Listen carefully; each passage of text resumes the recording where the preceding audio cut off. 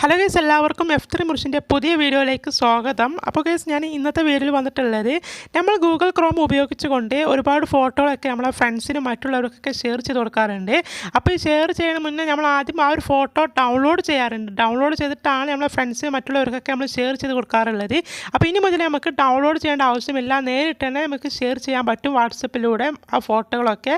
അപ്പോൾ എങ്ങനെയാണ് നോക്കാം. ഗൂഗിൾ ക്രോമിലെ ചെറിയ ട്രിക്കാണ്. അപ്പോൾ വീഡിയോ ഇഷ്ടപ്പെട്ട് ഞാൻ ലൈക്ക് ചെയ്യാം. ആദ്യം പറയാനുള്ളത്, നമ്മുടെ ചാനൽ നിർബന്ധമായിട്ടും ഒന്ന് സബ്സ്ക്രൈബ് ചെയ്തേക്കുക.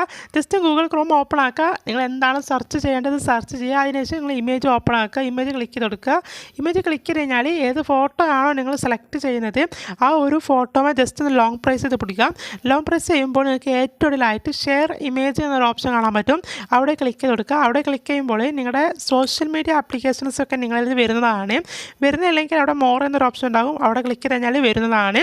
ജസ്റ്റ് നിങ്ങൾക്ക് വാട്സപ്പ് ആണോ, ഇൻസ്റ്റഗ്രാം ആണോ, ടെലിഗ്രാം ആണോ, അല്ലെങ്കിൽ ഏതിൽ എഡിറ്റിംഗ് ആപ്ലിക്കേഷൻ ആണോ ഏതാച്ചാൽ നിങ്ങൾ സെലക്ട് ചെയ്ത് കൊടുക്കാം. ഞാനിവിടെ വാട്സപ്പ് സെലക്ട് ചെയ്തിട്ട് ഒരു ഗ്രൂപ്പ് സെലക്ട് ചെയ്യുകയാണ്. ജസ്റ്റ് ഒരു കോൺടാക്റ്റ് ഗ്രൂപ്പ് സെലക്ട് ചെയ്ത ശേഷം ജസ്റ്റ് അതിലേക്ക് നമുക്ക് സെൻഡ് ചെയ്ത് കൊടുത്തു കഴിഞ്ഞാൽ ഇതുപോലെ ഒരു ഫോട്ടോ ആയിട്ട് തന്നെ പോകുന്നതാണ്.